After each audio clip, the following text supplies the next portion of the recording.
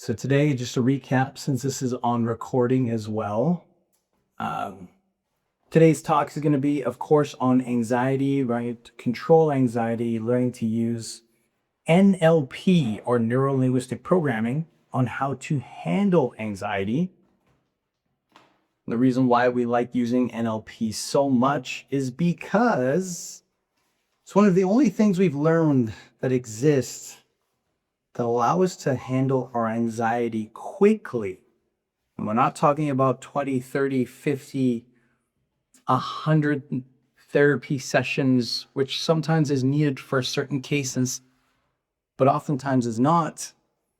What we have discovered is that NLP allows us to handle our anxiety in 1, 2, or as little as 3 short visits. I'm so thankful that we even found this work and that we share it. It's because one of my students, for just a quick example, sent me a link to a news report where a police officer was talking about his experience while on the job. And they actually showed the scene where he had an instigation where he got attacked. And the attack it looked relatively simple, like a simple situation where he was just trying to help somebody, or he's trying to help a hotel that was having a problem with a certain individual. And that individual was just trying to sleep, but at a hotel lobby. And to make a long story short, the police officer walks over, gives him a little nudge to wake up, and instantly this guy goes from 0 to 100 and just starts attacking the police officer repeatedly, so much to the point where the police officer had to use a service pistol and fire his gun, which resulted in shooting the individual in the leg, just to stop the person from moving forward and constantly attacking the police officer.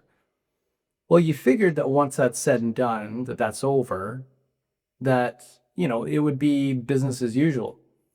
But what ends up happening is the police officer explains how he had to take time off from work, that his life has not been the same ever since the incident.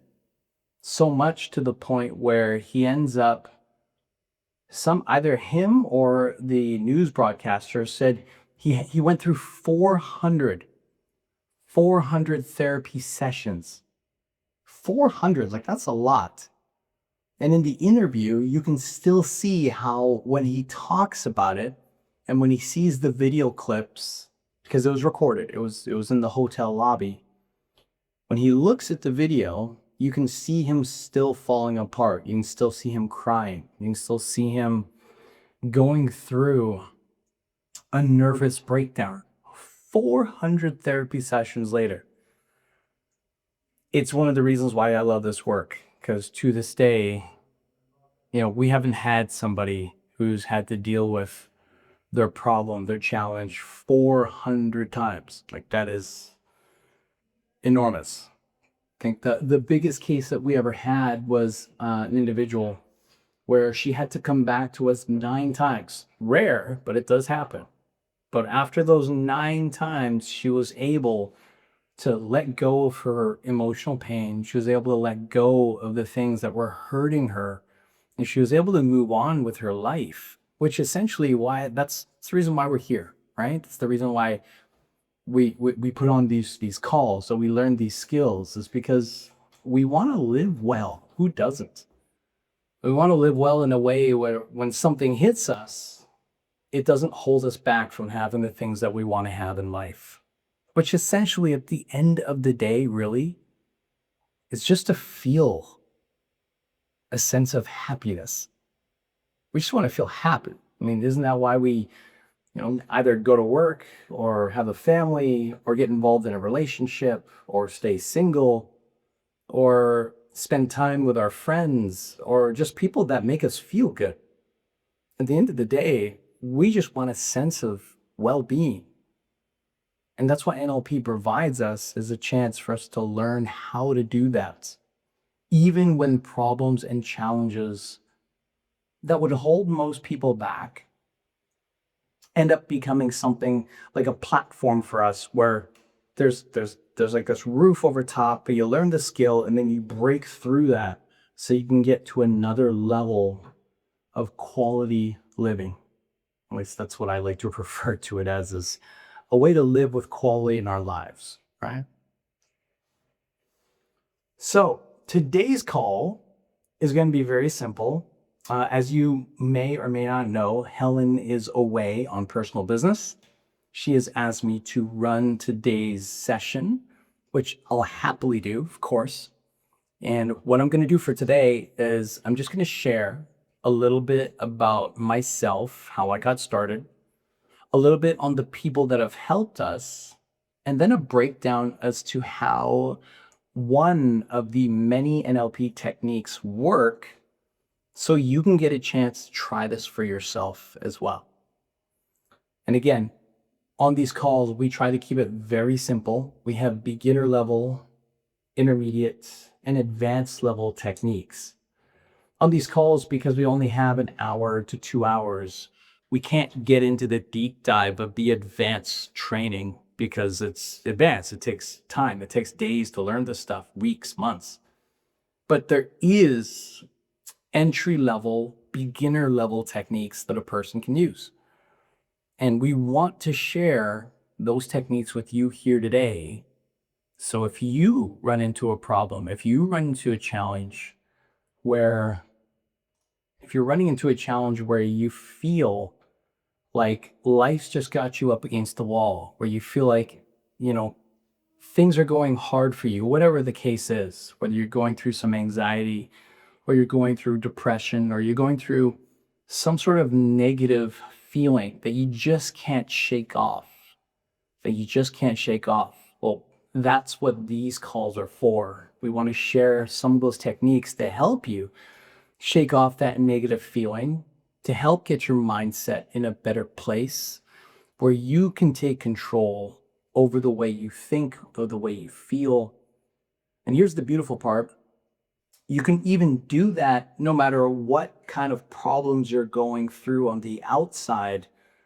When the outside problems don't change, you don't have to wait.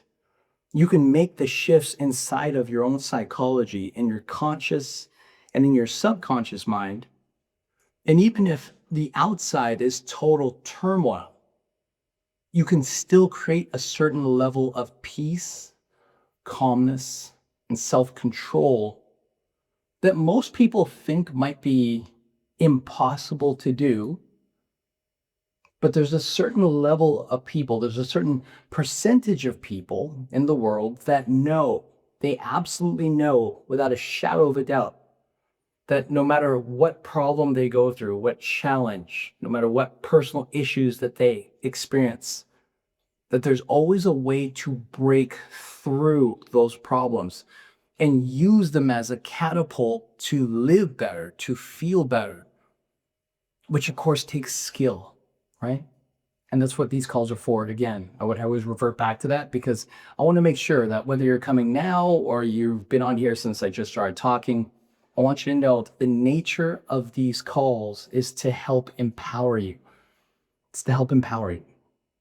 Now, that's a big, bold statement. So let me start off by sharing why I said that and why you should even give this a chance for yourself. Like why here? Why listen to me? Like who the heck is this guy, right? So let me start off by sharing a little bit about myself. My name is Allan Galang. I'm from Vancouver, BC, Canada.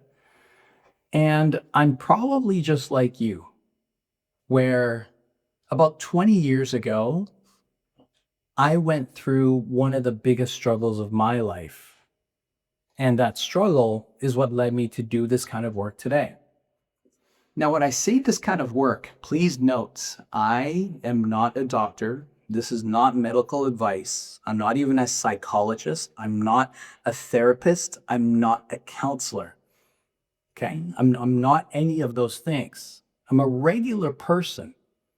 But as a regular person, my biggest challenge in my early 20s is that I struggled with this thing called anger, depression, and anxiety. And it got so heavy for me to a point where by the time I was 24 years old, I went from living okay, like, I had a job, I was running a little side business, I had a girlfriend at the time, I had a couple of cars, living in a nice apartment. From living to that to plummeting, where one day everything in my life had fallen apart because a friend introduced me to a party scene that had some drugs and alcohol. And as a young guy, I got hooked. I honestly got hooked. And within a few months, I went from maintaining a certain level of happiness, if you'll call it, down to the point where I tried to literally commit suicide by taking my friend's car. Wasn't my car, it was my friend's car, when I was really, really drunk and really aggravated.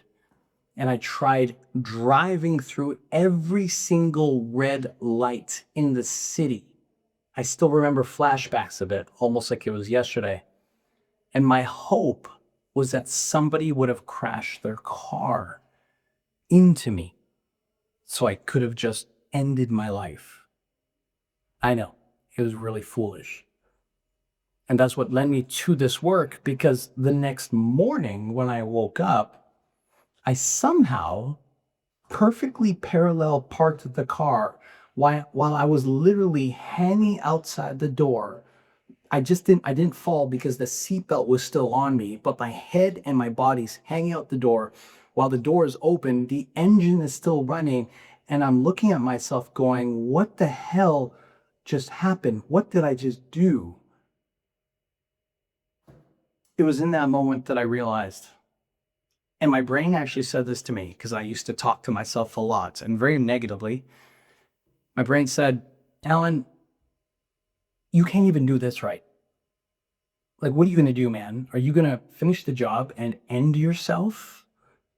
Or are you going to pick yourself up and do something with your life?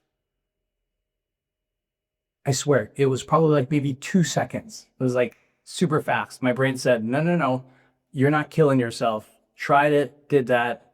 It's not cool. We need to go in this other direction. And it was in that moment of time that I realized, okay, I need to clean up my act here. Like, I need to smarten up. But I mean, let me ask you, when you're in your early 20s, when your brain is completely fogged, when your body feels exhausted because you're not taking care of it well, when you burned your bridges with your friends, your family, your relatives, because you're just a mess. Like, I'm talking about me during that time. The first question comes to, well, what do you do? Like, how do you turn your life around? Well, it was in that moment that I was really lucky. A friend had referred me to a training program that I did not take advantage of. I had a whole bunch of CDs and books, and like, it was basically a training course before online became like online training. Like, this is like 2004, right? So there was not a lot of online training courses during that time. And it was sitting in my shelf. I remember treating this thing like it was a trophy because it was really expensive at the time, what I thought was expensive. And instead of soaking up the material, I treated it like a trophy, like it just sat there. And I realized, if I'm going to make my life better, I need new skills. Because the skills I have right now, they just leave me feeling depressed. They leave me feeling angry. They leave me feeling like full of anxiety. Like, I had anxiety every single day. So I got myself up to 24 years old. Okay, but I'm a wreck here. Like, I'm a wreck. Well, what the hell do I do? So it was in that moment that I realized that I had to do something. So what I did is I was lucky. I learned in this training program that there's this technology, and it wasn't called Neuro-Linguistic Programming. It was called something else.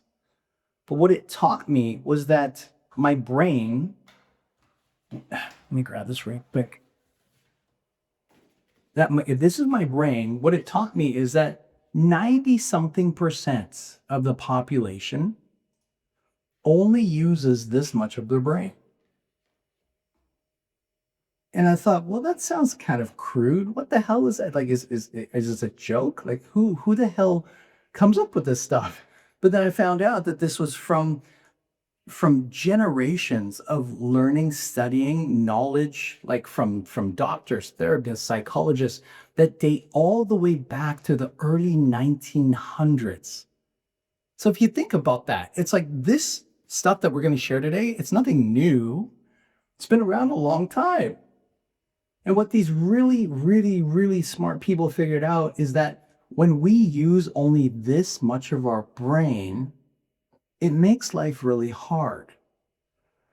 But when we learn to access the rest of our brain that we refer to, this is referred to as the subconscious part of the brain, then what it does is it provides us with the following. Provides us with answers that we can't get from just our conscious.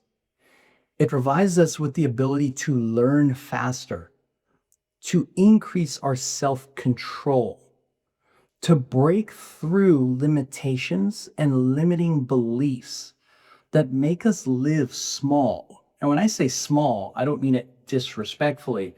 I mean anytime that somebody says, I want to do this, but they don't do it, that's a version of living small, right? That's why this is so important, this is so valuable, because we've learned that if a person can utilize these skills for themselves, if they can learn to break through their own limitations, their own limiting beliefs, if they can learn that there's more inside of themselves than what they believe is there currently, then a lot of times we can end up creating a day-to-day experience that far exceeds the current place that we're at right now. Like if you're living through anxiety daily, I've learned personally that you don't have to live through that anymore. Like I don't. I used to live through anxiety every single day, and I got really good at hiding it. But now I don't need to hide it anymore. Depression used to be a common problem for me. I used to get sad about everything. Like I used to, just talking to myself used to make me sad. Like that sounds sad, right? But that's who I used to be.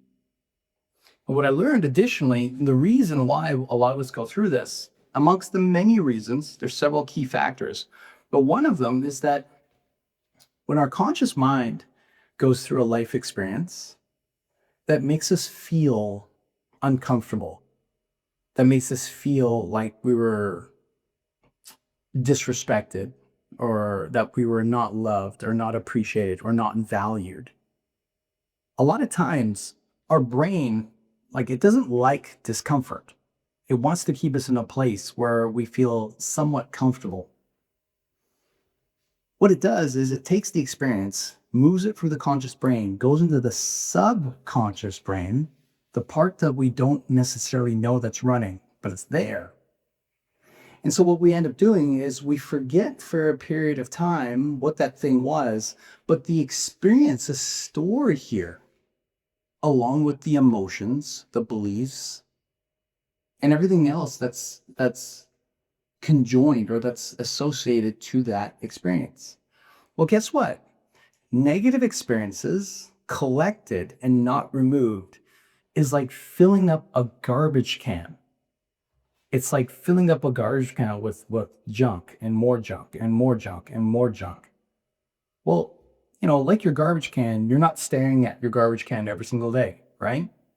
When you throw something in the garbage, what do? You throw in the garbage, you put the garbage can away. Until you got to throw something else, you pick it up, you throw some more garbage in there and put it away. And you got somebody else throw more garbage in there, put it away. Eventually what happens to the garbage can is it gets so full that eventually you got to throw it out, right? Eventually you got to throw that garbage out. Well, guess what our subconscious does? Our subconscious does the exact same thing. Our brains get filled with negative experiences over and over and over again. But let me ask you something.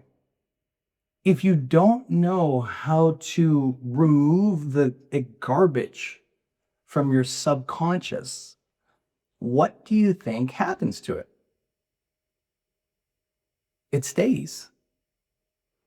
And this is where it becomes dangerous for a lot of us, because when our negative experiences pile up, but we forget about it consciously, like, I'll forget about it, I'll think about it later, don't need to deal with this right now. So subconscious moves to subconscious, right? This part seems clear. Okay, everything's good now. That situation that hurt me, that bothered me, I'm forgetting about it. So here it's clear, but here it's stored, still stored. That means it's there. And then another life experience comes in there, there, there, there. What happens? That's the question here for you. What do you think happens when the subconscious gets full of negative emotions from past experiences? Things that we call anxiety, depression, anger. What do you think happens? Well, that's usually when it gets so full that people, like myself back in my 20s, do the most challenging, sometimes horrific things. This is why we have people now that break down and cry out of nowhere. Or simple things like going to the grocery store it becomes nerve-wracking for them. Or starting a business when they want to start their own business slash side hustle, they don't do it. Or the relationship that they want to have, they don't go after it. Or they go after a relationship, but it's kind of like the one they think they can get, but it's not necessarily the one they really desire. Or sometimes people, like, this is common. A lot of women, I've been helping a lot of women in their 50s and 60s. They'll tell me things like, Allan, I want to get back in shape. I really want to get back in shape, Allan. I think I'm going to do it. But then a day goes by, 2 days, a week, a month, a year goes by, and they still don't. And when I come back and I ask, well, what happened? They'll usually give reasons like, well, I've never done it before. Maybe it's too late for me. It's probably going to be too hard. It looks too far down the road. So why is that? Why is it that when we have these big goals, there's this thing that inside our brains where we want to go and reach for it, but we don't? It's because of what I just mentioned earlier. It's because as long as our brains keep collecting negative experiences and it holds emotional charge, and you'll know there's an emotional charge because when you think about it, if you can go back in time and relive the experience in your mind, if there's a body reaction, if you have an emotional reaction, then that means that there's still an emotional connection to the experience, which means that there's still emotional clutter in the back of the brain, in the subconscious. And I got to tell you, I've never met someone who's ever learned to live well, to live happy, to live healthy, to live emotionally free and confident. I've never met somebody who's able to do that, who also stores all of that negative emotion from their past experiences. What they do, which is the goal of all of these calls, what they do is they learn to take that emotional junk that helped them along the way in their earlier time in their life, but they don't need it anymore. It's like old stuff that we just don't need to have. And they learn to remove the emotion while maintaining the memory. They learn to remove the emotion while maintaining the memory. Does that make sense? I hope it does. And so what we're going to do here is I'm going to outline for you how we do that using a really basic technique in hopes that you can practice this for yourself as well. Okay? So really quick on some of the stuff that we've done here. Number one, this is an old photo of me from 2017. I know I look somewhat angry here. I don't know why. Back then, I didn't know how to smile. But this is a little bio on myself and on Helen. And all this does is explains, excuse me, explains how we got involved into this practice that we call neuro-linguistic program. And it gives you a little insight on our background, on why we got involved, how we got involved, how it's helped us and served us. Not because I want to talk about us so much, but because I want you to understand that we're nothing better. We've got better skills, we've got more experience in this field, but we never want people to look at us like there's this huge gap between who we are and who we want to serve. We want to help people that are struggling. To sum it up, we want to help people that are struggling because we also came from that place where we had so many challenges in our lives and we had to learn to overcome them. So we come from a place of experience versus just, knowledge. I'm switching over the screen here. Hopefully you can see this. Over here is our YouTube, and we've been lucky because we've had a handful of people that have been open to sharing their lives, their experiences with us, and that we've had positive transformations with. So in case you wondered, who have you helped? How have you helped them? You can look for yourself online to see who these people are and how we've helped them make transformations. This is Lisa, a wonderful lady who has a daughter, and her daughter and her were struggling for 15 years, to ever build a positive relationship with each other. Do you know anybody like that who's had a hard time getting along with their mom or their dad or their siblings, and they struggled for years, avoiding them many times for decades until eventually they pass away? Well, that's what Lisa was feeling. And what we discovered is that her feelings of not connecting with her daughter actually came from a subconscious pattern, where as a young child, as she was growing up, she was having a hard time connecting with her parents, So what ended up happening is that she discovered her habits were not hers, it was actually from her parents. But imagine being stuck with that feeling for 15 years. It took us 2 sessions, but to conclude, what Lisa ended up doing is she ended up building a deep connection with her daughter. She was able to take all the pain, the suffering, the heartache, the negative beliefs that she accidentally adopted from her parents. And she was able to build a connection with her daughter that now looks like they're 2 best friends, literally. It's a beautiful story, and it's one that I hope you take time to watch on our YouTube. This is a lady over here that struggled for 40 years. 40 years. She was told at a young age, starting at around age 4, that she was never good enough, that everything that she does was not good enough, and that she was not going to amount to anything of value. Do you know anyone that's gone through this kind of situation as well?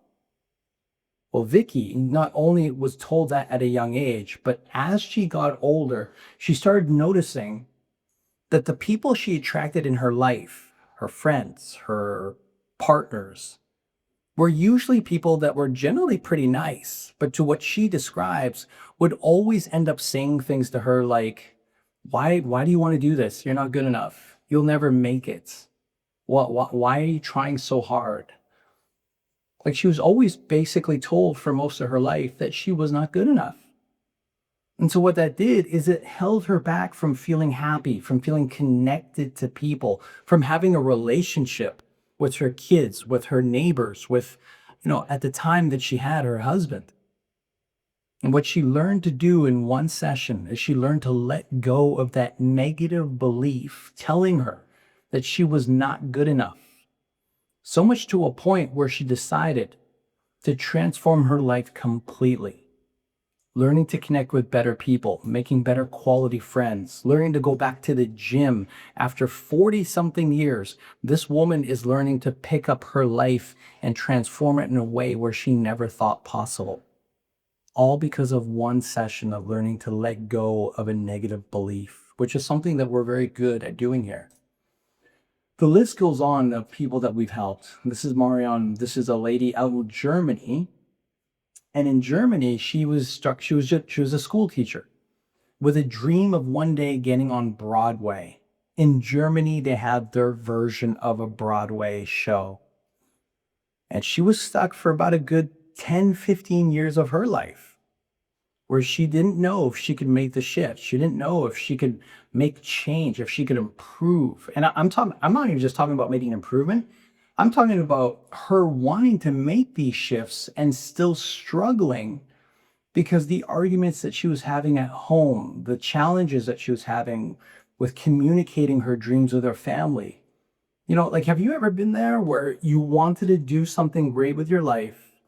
You want to tell people that you want to do this great thing with your life, but nobody around you wants to support you. Everyone around you tells you, why you want to have these lofty dreams? Like, who are you? Like, why do you think you're like some sort of upcoming superstar? Why do you think you're so great? Why don't you get your head out of the clouds and just, come back to reality? Like, this is the stuff that Marion had to live with. And despite not being supported, she learned how to build this thing inside herself called an unstoppable self-belief. She learned how to build so much emotional and mental confidence in herself that in this moment of now, a year after, she is now performing, living her dream, doing Broadway level, almost Broadway level type shows in Germany, becoming well known as one of the country's upcoming funny comedians, which is something she loves to do. And she would never have been able to do that had she not learned to build that belief in herself. The list of people that we've been able to help, it goes on and on. So if you want to be able to see that list for yourself, it's on our YouTube channel. Okay, I can leave you some of these links later on at the chat section. But this isn't just about all the people that we've helped. It's not just about the amazing transformations that we've had, even though they are great transformations, don't take me wrong. But what we want to do here is we want to talk about how we're able to make these shifts. Like, how are these people able to come to us with their challenges, with their disbeliefs, with the problems they have in their life, and feel like they're no longer having these problems take control over them, but instead they are able to take control over their problems, which then increases the quality of their life. That's really what we're here to do today. Yeah. Is there something in your life that is giving you emotional discomfort that you would like to remove that discomfort from today? Um, um, well, I know it's not, but I have problems with my mother. Problems lately with my mom is she's getting, I don't know if it's her age or what. She's getting grumpier when she talks to me. Right. Right. That's super common. And it's really difficult on me. Yeah, I bet. I bet. And I have anxiety too. Yeah, well, that's what the doctors say. So when you say that you've got this challenge with like the way your mom communicates, which again is common, a lot of people go through it. You're not alone. Can you tell us a little bit about like how does that emotionally impact you when your mom communicates to you in a certain way? When I was young, well, too, she was very negative. So I came from a negative background with my mother.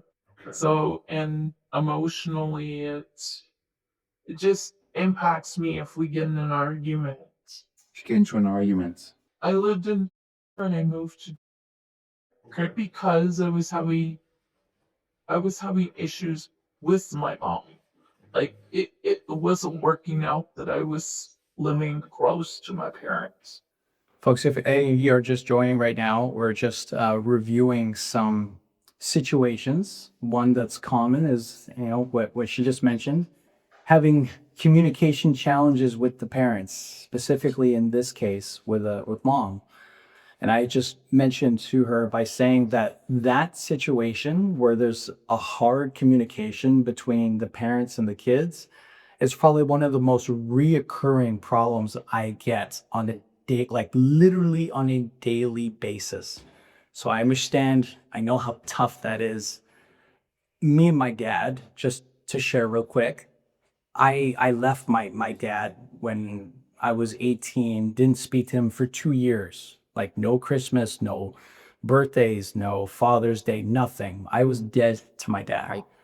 And it was all because of the same thing where I felt like every time I tried to communicate, that conversation would blow up into an argument. And it just the thought of talking to him at one stage of my life caused such stress and anxiety that it felt better just to avoid him completely.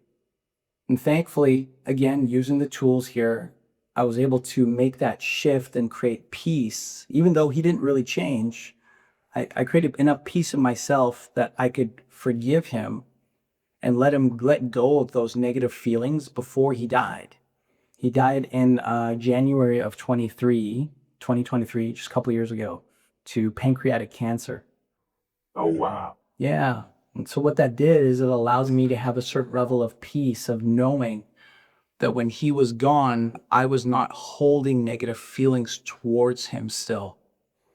And the reason why that's important is above all the other things, like, yes, it's better to make peace with your loved ones. Yes, it's better to be in a place of a loving relationship, friendship, whatever you want to call it.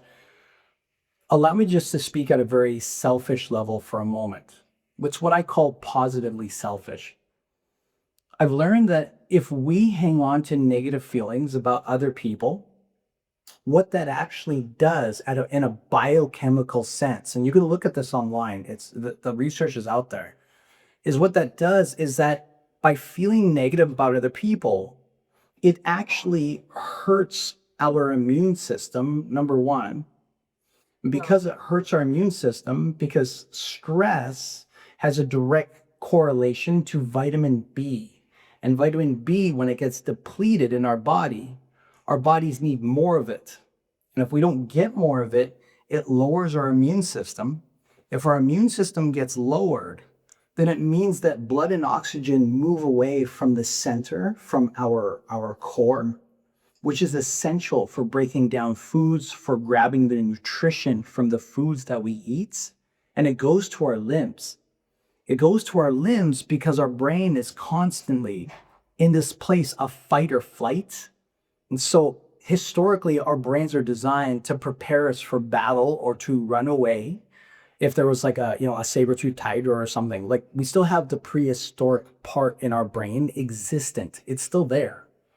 So if we're always worried or if we're always full of anxiety, all the blood and oxygen is here, and our bodies can't be in a proper position to fend off viruses and bacteria and all that other stuff that we got to deal with on a day-to-day basis. So it's super important to learn, again, at a selfish perspective, on how to let go of negative emotions when involved with other people. Because if we don't, we actually place ourselves in a position to get sick easier, to become weaker, to age faster. Like those are the things that we don't want to have, right? So I'm glad that you're bringing this up because if you like, I can help you and demonstrate to the small crowd here on how shift work actually happens. Yeah? Yeah. Okay, cool. Cool. So folks, let me just outline what I'm going to do here is I'm going to help her using neuro-linguistic programming to release a negative emotion that is hurting her emotionally, that's causing discomfort, but can also cause long-term discomfort if it's not handled. It can cause us to feel weaker, to feel depressed. It can contribute to becoming ill faster because biochemically, how we feel is in direct correlation to our biochemistry. So if we don't learn to ease our emotions, then we don't learn to take better care of our personal health. And they do go hand in hand. We want you to feel a little healthier. We want you to feel a little happier. And I think we can do that for you today. Okay? Okay. Okay. So let's get this show on the road. Let me just take it from the top again. What we're going to do now is I'm going to demonstrate to you, and I'm going to walk you through the steps of how we make an emotional shift. And when I say shift, what I mean is, if this is your emotional bucket or cup, if there's something in your life that's draining your energy, that makes you feel depressed or anxiety or angry or whatever that negative emotion is, just by thinking about it, by the time we're done a session, what usually happens is a person goes from feeling very low when thinking about that situation all the way back up to what we call a neutral state, where they don't feel so negative about it, but it's not like they're like excited and feeling positive either.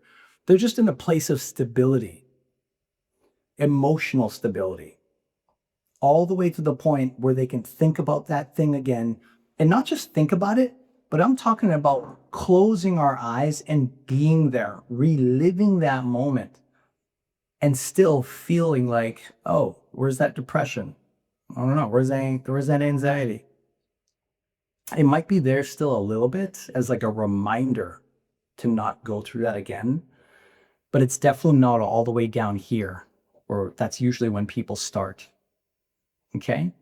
I'm going to walk you through how we do that now so you can have a better understanding as to how NLP works and how it can help you if there's something you're going through as well. Okay. Ready to start? Sure. This is going to be easy. It's going to be really fun for you. Okay? It's going to be good. So again, without giving too much personal detail, because it's your private stuff, and we got to respect your privacy, and we do.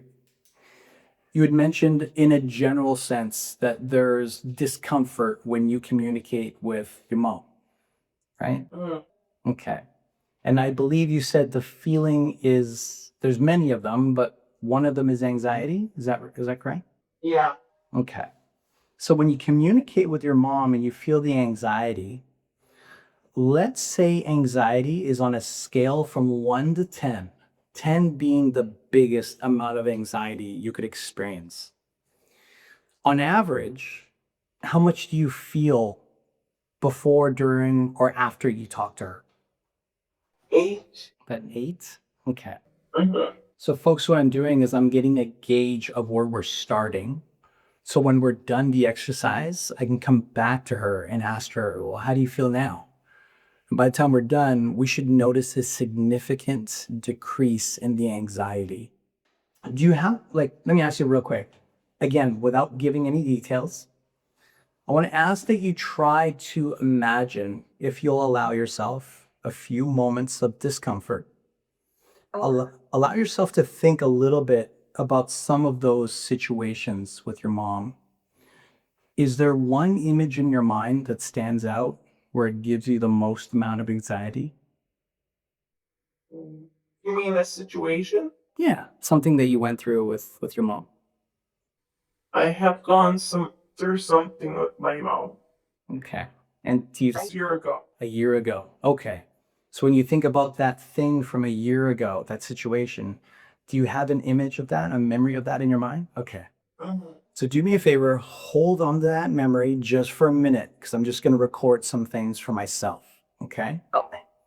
So as you think about that anxiety regarding the situation with your mom, when you see it, can you kind of show me where in your mind is this image showing up?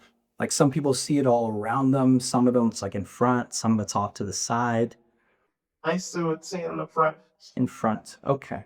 We're going to make a switch now to help you begin the process of creating more self-control so you don't have to feel so much anxiety about your mom, about that thing from a year ago. Yeah. Is that okay with you? Yeah.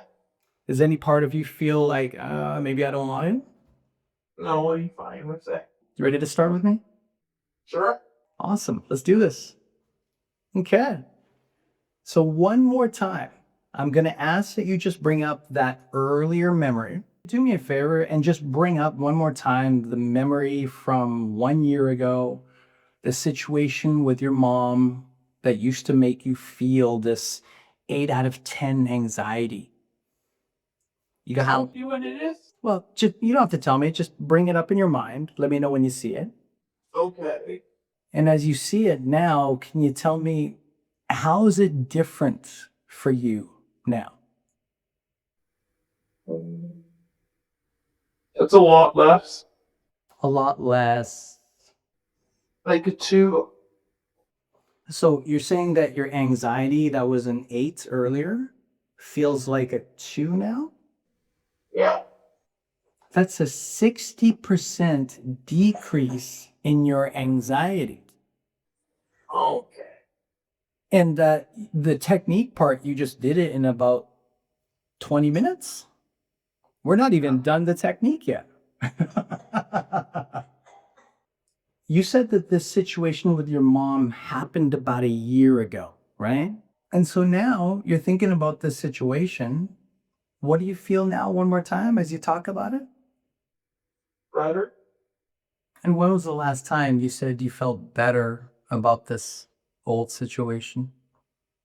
Maybe never. Maybe never. How's it feel to make this kind of emotional shift so fast? Good? Kind of cool, kind of good, kind of cool, right? Yeah. Yeah. You ever done this before? No, actually. Never. No. Holy cow. Do you realize what you just did in this moment? Every time someone has a challenge, they try to solve it with their conscious. And if they don't get this, if they don't find the solution, it's because they're still stuck in their conscious thinking.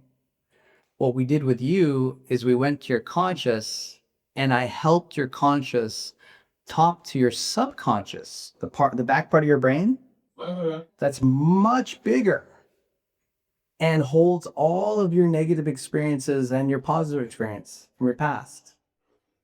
All we did is we got this part of your brain to talk to this part of your brain, and we got this part of your brain to move some stuff around, like moving files in a computer. Yeah. And as a result, it changes the way you feel. One more time, from 0 to 10, anxiety, 10 being the most. I want you to try to bring up that image one more time of that thing you went through with your mom a year ago. What about? What do you feel? A 1. Now it's going down. It's going down even more. Yeah. What? So you're smiling a lot right now. What are you feeling as you smile? Happier. You're feeling happier. Yeah. And what are you imagining that's causing you to feel happier? I don't know. Virtual high five, my friend. That's awesome. Good on you. Folks, I want to say, number one, you're fantastic. You rolled through this. So yeah, you're so welcome. That was so smooth. It was so simple, right? Yeah. Yeah. And you know what's really crazy? If this sheet of paper represents all the techniques that we can do, the technique we did with you was literally like, it was like this much. Okay. This one tiny little part of NLP compared to the whole structure of NLP. We did this one little tiny thing with you, and you already reduced your negative emotions by 60%. Like, is that beautiful or what? Yeah. I've never had that. Now, how does it feel for you to no longer feel so negative about that one situation that you went through? How's that feel for you? Good. But folks, like, this is an example of what it's like to make emotional shifts, to make changes in ourselves that a lot of times we think is really hard or impossible to do. But it's not impossible. We just need people that can help us make these shifts that understand how the subconscious works and to work with us. So that way we can make these changes on our own. And I say on our own because, like with you, do you realize that the whole time you were in control? Yeah. Yeah. Do you realize that the whole time you were the one making these pictures up in your head? Right? I've never done that before. I know, and you did it so smoothly today too. I was like, hey, it's girl talk. She's moving like a pro already. I like that. So folks, this pretty much concludes the bulk of what we do. It's as a short demonstration, and it's such an awesome sport to take part and try this out for herself. I love it. I really do. I love it. Yeah, that was super good. I mean, look at you, you're still smiling. Are you supposed to be like all frowny from the thing a year ago? You know, sad face, and yeah. Where's the sad face? I don't know. I don't know either.